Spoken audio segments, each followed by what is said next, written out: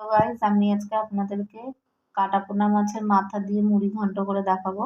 দেখুন আমি এখানে ৩টে মাথা নিয়ে নিয়েছি। মাথাগুলোকে আমি হাফ হাফ করে কেটে ভালো করে ধুয়ে আমি নুন হলুদ মাখিয়ে রেখে দিয়েছি। আমি এর মধ্যে দেবো ফোড়নে দেবো আমি তেজপাতা, গোটা জিরে, গোটা গরম মশলা আর দেবো আলু, পেঁয়াজ কুচি। আমি দুটো বড় বড় সাইজে পেঁয়াজ কুচিয়ে রেখেছি। গোবিন্দভোগ চাল আমি ভিজিয়ে রেখেছি। ধনে আর জিরে আমি বেটে রেখেছি একসাথে। আদা রসুনের পেস্ট, শুকনো লঙ্কা আমি বেটে রেখেছি। আর দেবো হলুদের গুঁড়ো, নুন আর দেবো ঘি। দেখুন আমি এখানে কড়াই বসিয়ে দিয়েছি মাছ। আমি এবার তেলটা দিয়ে দিচ্ছি। দেখুন গাইজ আমার তেলটা কিন্তু গরম হয়ে গেছে। এবার আমি একে একে মাথাগুলো সব ভেজে নেবো। তো আমি মাথাটা এক পিঠ উল্টে নেবো। আমার এক পিঠ ভাজা হয়ে গেছে, আমি আরেক পিঠ ভালো করে ভেজে নেবো। দেখুন আমি মাথাগুলো কিন্তু ভালো করে ভেজে নিয়েছি, ভালোভাবে তেল দিয়ে ডুবো তেলেই বলতে পারেন আপনারা। আমি ভালো করে ভেজে নিয়েছি মাথাগুলোকে। দেখুন আমার মাথাটা এপিট ওপিট আমি দু পিঠই ভালো করে ভেজে নিচ্ছি। এবার আমি মাথাগুলো নামিয়ে নেবো। এবার আমি মাছ ভাজার তেলে এবার আমি আলুগুলোকেও ভেজে নেবো ভালো করে। আমি একটুখানি নুন দিয়ে দিলাম আর একটু হলুদ দিয়ে আমি হালকা লাল লাল করে ভেজে নেবো। তা ভাজা হয়ে যাক, তারপর আমি আপনাদের দেখাচ্ছি। দেখুন গাইস আমার আলুগুলো আমি লাল লাল করে ভেজে নিয়েছি, আমি বেশি কড়া করে ভাজিনি। এবার আমি নামিয়ে নেবো। এবার আমি ওই তেলের মধ্যেই আমি প্রথমে ফোড়ন দিয়ে দেবো তেজপাতা, গোটা জিরে আর গোটা গরম মশলা, এগুলো আমি ফোড়ন দিয়ে দেবো।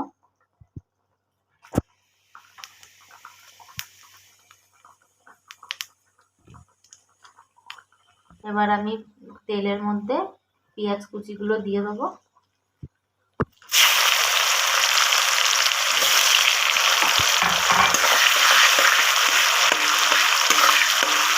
পেঁয়াজগুলো আমি ভালো করে ভেজে নেবো।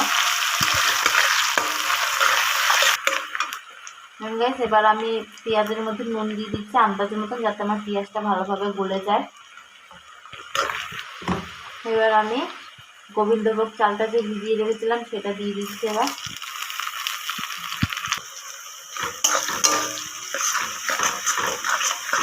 দেখুন আমার একসাথে পেঁয়াজ এবং গোবিন্দভোগ চালটা দুটোই আমার একসাথে ভাজা হয়ে যাচ্ছে কিন্তু।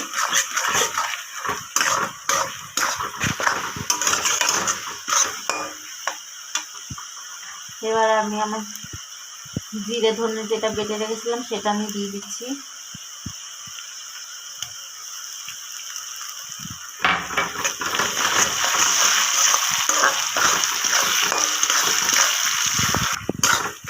এবার আমি শুকনো লঙ্কা বাটাটা দিয়ে দিচ্ছি।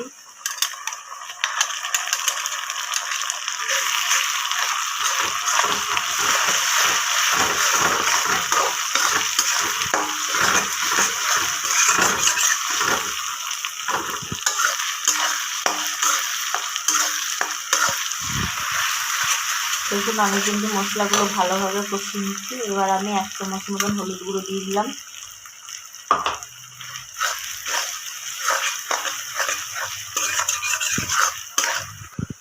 এবার আমি আদা রসুন বাটাটা দিয়ে দিচ্ছি।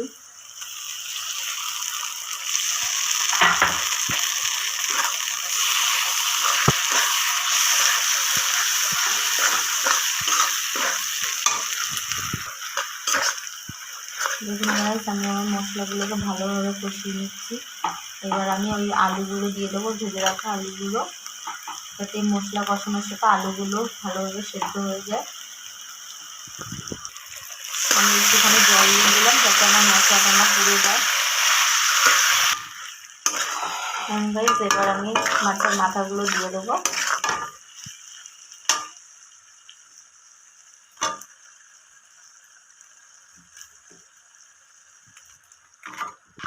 দেখুন গাইস আমি কিন্তু সব মাছের মাথাগুলো দিয়ে আমি একটু খুন্তির সাহায্যে আমি একটু মাথাগুলো যাতে ভেঙে ভেঙে দিয়েছি, যাতে মাথাগুলোর ভেতরে তেল মশলাগুলো ভালোভাবে ঢোকে।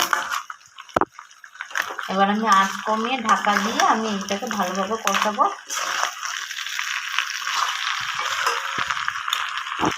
দেখুন গাইস আমার জল নেই কড়াইতে, সেজন্য আমি আধা মতন জল দিয়ে দিচ্ছি, নাহলে আমার মশলাগুলো পুড়ে যাবে।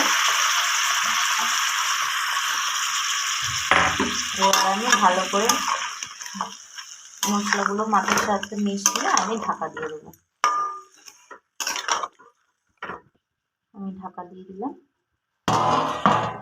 কিছুক্ষণ পর আমি আপনাদের দেখাচ্ছি। গাইস এবার আমি আমার ঢাকনাটা খুলে নিচ্ছি। 5 মিনিট মতন ঢাকনা দিয়ে রেখেছিলাম। দেখুন গাইস আমার চালগুলো সেদ্ধ হয়ে গেছে ভালোভাবে, আমার আলু সব কিছুই ভালোভাবে সেদ্ধ হয়ে গেছে এবং আমার রান্নাটা হয়ে এসেছে। এবার আমি চিনি দিয়ে দিচ্ছি, 1/2 চামচ মতন আমি চিনি দিয়ে দিলাম।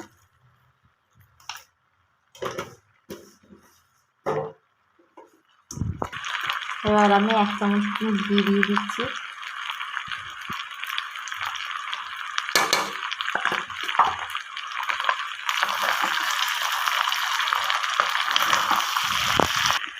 এবার আমি গরম মশলা দিয়ে দিলাম।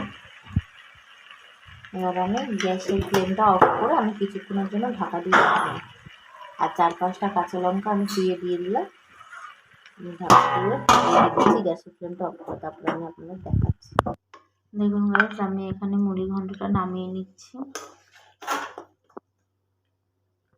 গাইস দেখুন আমি এটা নামিয়ে নিয়েছি। আমার ভিডিওটা প্রথম থেকে শেষ অবধি দেখবেন, স্কিপ করবেন না ভিডিওটা।